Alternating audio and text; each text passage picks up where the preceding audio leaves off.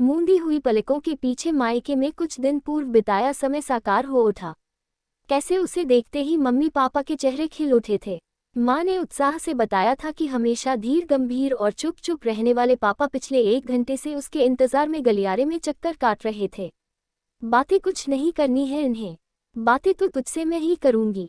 ये तो तुझे देखकर ही तेरे मन का पूरा एक्सरे अपने दिल में उतार लेते हैं। क्यों जी, हो गई तसल्ली आपको? खुश है ना आपकी लाडली? 10-15 दिन मायके में बिताकर आई नेहा ने आज बड़े ही खुशनुमा मूड में फिर से स्कूल ज्वाइन किया था। मायके की खट्टी मीठी स्मृतियों में डूबते उतरते उसने स्टाफ रूम में प्रवेश किया तो साथ ही अध्यापिकाएं उसे इतने दिनों बाद अपने बीच पाकर चहक उठी। ओहो, साड़ी तो बड़ी खूबसूरत मिली है मायके से, प्योर सिल्क लगती है। क्यों प्राची, 2,500 से कम की तो क्या होगी? मधु ने पास बैठी प्राची को कोहानी मारी। मेरी नजरें तो कंगन और पस पर ही अटकी हैं। तेरी भाभी की चॉइस अच्छी है, प्राची ने कहा। इसके आगे की कोई और अपनी अपेक्षाओं का पिटारा खोले, नेहा ने बीच में हस्तक्षेप करना ही उचित समझा। यह साड़ी तो अभी एनिवर्सरी पर तनुज ने दिलवाई थी और ये कंगन और पस मैंने एग्जीबिशन से लिए थे। कुछ भी कहो, आजकल मायके जाना कोई आसान सौदा नहीं रह गया है। जितना मिलता नहीं उससे ज्यादा तो देना पड़ जाता है। पिछली बार भतीजे भतीजी के लिए ब्रांडेड कपड़े ले गई थी, भाभी के लिए इंपोर्टेड कॉस्मेटिक्स, घूमने बाहर खाने आदि पर भी खुलकर खर्च किया और बदले में मिला क्या?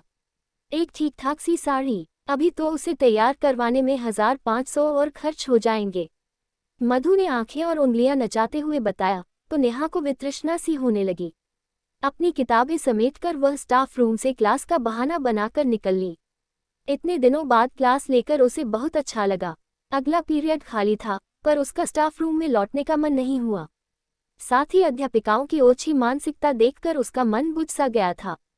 उसके कदम स्वतः ही लाइब्रेरी की ओर उठ गए। वहां के शांत वातावरण में उसके मन को कुछ राहत मिली। टेबल पर पस और हाथ की किताबें रखकर उसने अपना सिर कुर्सी से टिका दिया। मूंदी हुई पलकों के पीछे मायके में कुछ दिन पूर्व बिताया समय साकार हो उठा। कैसे उसे देखते ही मम्मी पापा के चेहरे खिल उठे थे। माँ ने उत्साह से बताया था कि हमेशा धीर गंभीर और चुप चुप रहने वाले पापा पिछले 1 घंटे से उसके इंतजार में गलियारे में चक्कर काट रहे थे। बातें कुछ नहीं करनी है इन्हें, बातें तो तुझसे मैं ही करूंगी। ये तो तुझे देखकर ही तेरे मन का पूरा एक्सरे अपने दिल में उतार लेते हैं। क्यों जी, हो गई तसल्ली आपको? खुश है ना आपकी लाडली? तब तक भैया भाभी भतीजा भतीजी को भी उसके आने की भनक लग चुकी थी। सबने उसे चारों ओर से घेर उसकी, तनुज की, यशी की कुशलक्षेम पूछना आरंभ किया तो वह निहाल हो उठी थी। कुछ रिश्तों की खुशबू खुद में ही चंदन जैसी होती है, जरा सा अपनापन घिसने पर ही रिश्ते दिल से महक जाते हैं। एक एक को उनके साथ न आ पाने की न केवल सफाई देनी पड़ी थी, वरन यह वादा भी करना पड़ा था कि यशी की परीक्षाएं समाप्त होते ही वे तीनों आएंगे और ज्यादा दिनों के लिए आएंगे। वैसे हर बार क्या मैं ही आती रहूंगी? दूरी तो उतनी ही है, कभी तुम लोग भी तो प्रोग्राम बना लिया करो, हमें भी इतनी ही खुशी होगी। नेहा ने झूठ मूठ नाराजगी दर्शाई थी। वैसे इतना प्यार और अपनापन पाकर वह मन ही मन आह्लादित थी। सही है बुआ, इस बार राखी पर मैं सबको लेकर आऊंगा, दादा दादी को भी, भतीजे ने जोश में वादा किया था। सबके साथ मम्मी पापा के भी अपने घर आने की कल्पना मात्र से ही नेहा को गुदगुदी सी हो आई थी। मैं चाय लेकर आती हूँ। भाभी उठकर जाने को हुई तो नेहा ने हाथ पकड़कर उन्हें बैठाना चाहा। मैंने ट्रेन में पी ली थी, जरा भी इच्छा नहीं है, आप बैठो। अरे ऐसे कैसे, मम्मी पापाजी तो कब से इंतजार कर रहे हैं कि नेहा आएगी तो उसके साथ ही चाय पियेंगे। ओह, मुझे पता नहीं था। ठीक है, मैं सबके साथ आधा कप ले लूंगी। नेहा अभिभूत थी। चाय के साथ भैया ने करारी कचौरियों का पैकेट खोला तो सबकी लार टपक पड़ी। ऑफिस से आते हुए मंगू हलवाई से लेकर आया हूँ खास तेरे लिए। उसे करारी निकालने को कहा तो पूछने लगा, नेहा बिटिया आई हुई है क्या? मेरे हाँ कहने पर कहने लगा, सवेरे उसकी पसंद की करारी जलेबियाँ निकाल कर रखूंगा, नाश्ते के लिए ले जाना। अच्छा जी, जलेबियाँ तो मुझे भी पसंद हैं, कभी मेरे लिए तो जल्दी उठकर नहीं लाए। चाय लेकर आती भाभी ने इठलाते हुए कहा और साथ ही नेहा को चुपके से इशारा भी कर दिया। तुम्हारी शुगर बढ़ी हुई है, थोड़ा कंट्रोल करो। भैया ने भी नहले पर दहला जड़ दिया तो पापा बहू के पक्ष में बोल उठे थे। इस नालायक को कहती ही क्यों है बेटी, तेरा जब भी खाने का मन हो मुझसे कहना, मैं मॉर्निंग वॉक से लौटता हुआ ले आऊंगा। बुआ, आप मठरी तो ले ही नहीं रही हो, मैंने बेली हैं, नन्ही सी भतीजी ने थुनिकते हुए आग्रह किया, तो नेहा ने एक साथ 2 मटरी उठा ली थी। अरे, हमें तो पता ही नहीं था कि बिन्नी इतनी बड़ी हो गई है कि मम्मी को काम में हाथ बटाने लगी है। नेहा ने भतीजी को गोद में बैठा लिया था। मम्मी को नहीं, दादी को। मटरियाँ मम्मी जी ने बनाई हैं, खास आपके लिए अपने हाथों से। वो तो ठीक है माँ, पर नेहा के हाथ में मटरी का पूरा डिब्बा मत दे देना, वरना याद है न डिब्बा और अचार का मर्तबान सब साफ। भैया ने याद दिलाया तो नेहा झेप गई। मम्मी हंस हंस कर सबको बताने लगी कि कैसे बचपन में नेहा उनके सो जाने पर आस पड़ोस की सब सहेलियों को बुला लाती थी और वे सब मिलकर सारी मटरियाँ और अचार चख कर जाती थी। हंसी मजाक और बातों की फुलझड़ियों ने चाय नाश्ते का मजा दुगुना कर दिया था। भाभी ट्रे समेट कर जाने लगी तो नेहा ने साथ लाए तरह तरह के खाखरे और चिक्की के पैकेट्स निकालकर भाभी को पकड़ा दिए। वे बोल उठी, अरे इतने सारे! मिठाई तो आजकल कोई खाता नहीं है, ये सबको पसंद है तो ये ही ले आई। कहते हुए नेहा ने दोनों बच्चों को उनकी मनपसंद बड़ी बड़ी चॉकलेट पकड़ाई तो वे भी खुशी से उछलते कूदते बाहर खेलने भाग गए। पापा, ये आपके लिए स्टिक। सुबह आप वॉक पर जाते हैं तो मम्मी को चिंता बनी रहती है कहीं कुत्ते पीछे न पड़ जाएं। नेहा ने अपने पिटारे में से अगला आइटम कलात्मक छड़ी निकालते हुए कहा। अरे वाह, यह तो बड़ी सुंदर है, मूठ तो देखो कैसी चमक रही है। पापा ने हाथ में छड़ी पकड़कर अदा से घुमाई तो भावविभोर नेहा खिल उठी। और मम्मी, ये वो औरतों चप्पल मैंने आपको फोन पर बताया था ना, इन्हें पहनकर चलने से आपकी एड़ियों में दर्द नहीं होगा, काफी महंगी लगती हैं। चप्पलों को हाथ में लेकर उलट पुलट कर देखती मम्मी के हाथ से नेहा ने चप्पलें खींच ली और जमीन पर पटक दी। ये पाँव में पहनने के लिए हैं, पहनकर चल कर दिखाओ आरामदायक है या नहीं। टन टन टन अगले पीरियड की घंटी बजी तो नेहा की चेतना लौटी। फटोफट अपना पर्स और पुस्तकें संभालती वह अपनी कक्षा की ओर बढ़ चली। हिंदी व्याकरण का क्लास था, इस विषय पर तो उसकी वैसे ही गहरी पकड़ थी। नेहा को याद आया उस दिन वह रसोई में भाभी का हाथ बटाने गई तो भाभी ने उसके हाथ कसकर थाम लिया। नहीं दीदी, ये सब मैं कर लूंगी, आपसे एक दूसरा बहुत जरूरी काम है।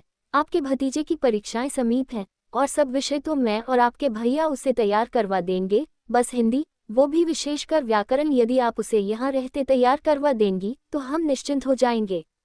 हाँ हाँ क्यों नहीं, वो भी करवा दूंगी, अभी खाना तो बनवाने दो। पर भाभी ने एक न सुनी थी। दोनों बच्चों को कमरे में नेहा के सुपुर्द करके ही रसोई में लौटी थी। नेहा ने भी उन्हें निराश नहीं किया था, दोनों बच्चों की खूब अच्छी तैयारी करवा दी थी। आज घर लौटकर बात करती हूँ कैसी हुई दोनों की परीक्षाएं। तेजी से क्लास की ओर कदम बढ़ाती नेहा के दिमाग में विचारों का आदान प्रदान भी तेजी से चल रहा था। शाम को घर लौटते हुए सास ससुर की दवाएं भी लेनी है। नेहा ने पर्स खोलकर चेक किया। दोनों की दवा की पर्चियां तो सवेरे याद से रख ली थी। तनुज तो व्यस्तता के मारे कभी पर्चियां रखना भूल जाते थे तो कभी लाना। अब तो यह जिम्मेदारी उसी ने संभाल ली है, तभी तो उस दिन मायके में भी वह मम्मी पापा के साथ जाकर उनके सारे रेगुलर टेस्ट करवा लाई थी। साथ ही महीने भर की दवाएं भी ले आई थी। भैया तो हर बार करवाते ही हैं। मैं वहीं थी, फ्री थी, तो साथ चली गई। भैया तो हर बार करवाते ही हैं। मैं वहीं थी, फ्री थी, तो साथ चली गई। इतनी छो मदद को भी सारे घरवालों ने सिर आंखों पर लेकर उसे आसमां पर बैठा दिया था। याद करते हुए नेहा की आंखें नम हो उठी, जिन्हें चुपके से पोंछते हुए वह कक्षा में दाखिल हो गई थी। शाम को नेहा सास ससुर की दवाएं लेकर घर पहुंची तो पाया दोनों किसी गहन चर्चा में मशगूल थे। ऋतु आ रही है चुन्नू को लेकर, दामाद जी को तो अभी छुट्टी है नहीं। अरे वाह, ऋतु आ रही है, यह तो बहुत खुशी की बात है। नेहा उत्साहित हो उठी। हम उम्र ऋतु उसकी नल कम सहेली ज्यादा थी। उसका जन्मदिन भी है, सोच रहे हैं सबसे बढ़िया महंगे होटल में पार्टी रखें। यहाँ उसके जो ससुराल वाले हैं उन्हें बुला लेंगे, कुछ अपने इधर के हो जाएंगे। तुम और तनुज जाकर उसके लिए अच्छी महंगी साड़ी खरीद लाओ। दामाद जी और चुन्नू के भी बढ़िया कपड़े ले आना। ऋतु को लेने तो आएंगे ही, तब दे देंगे। तब हमेशा की तरह ससुराल वालों के लिए साथ मिठाई मेवे वगैरह भी दे देंगे। सबको पता तो चले उसका मायका कितना समृद्ध है। सुनिए जी, आप तो आज ही बैंक से 20-30 हज़ार निकाल लाइए। सास की बात समाप्त हुई तो नेहा के सम्मुख नंद का उदास चेहरा घूम गया। पिछली बार उसने अपने दिल की बात सहेली समान भाभी के सम्मुख खोलकर रख दी थी। भाभी, माना मम्मी पापा आप सब समर्थ हैं, बहुत बड़ा दिल है आप सबका, पर मुझे हर बार आकर आप लोगों का इतना खर्चा करवाना अच्छा नहीं लगता। एक संकोच सा घेरे रहता है हर समय। लगता है सब पर बोझ बन गई हूँ। ऐसा नहीं सोचते पगली, सब तुम्हें बहुत प्यार करते हैं। नेहा ने उसे प्यार से समझाया था, लेकिन आज नेहा को वह समझाइश अपर्याप्त लग रही थी। उसे मायके में बिताया अपना खुशगवार समय याद आ रहा था। भैया उस दिन उसे उसकी मनपसंद ड्रेस दिलवाने बुटीक ले गए थे। वापसी में उन्होंने एक लंबा रास्ता पकड़ लिया तो नेहा टोक बैठी थी, इधर से क्यों? इधर से तेरा स्कूल आएगा। मुझे लगा तुझे पुरानी यादें ताज़ा करना अच्छा लगेगा। सच में स्कूल के सामने पहुंचते ही नेहा की बाछें खिल गई थी। अरे यह तो काफी बदल गया है, वो कृष्णा मैम जा रही दिखती हैं। ये अभी तक यहाँ पर आती हैं। नेहा उचक उचक कर खिड़की से देखने लगी तो भैया ने कार रोक दी थी। जा मिला मैम से, मैं यही गाड़ी में बैठा कुछ फ़ोन कॉल्स निपटा लेता हूँ। नेहा को तो मानो मुमांगी मुराद मिल गई थी। अचानक ही उसके पर निकल आए थे। उड़ते हुए वह अगले ही पल अपनी मैम की सम्मुख थी। वे भी उसे देखकर हैरान रह गईं।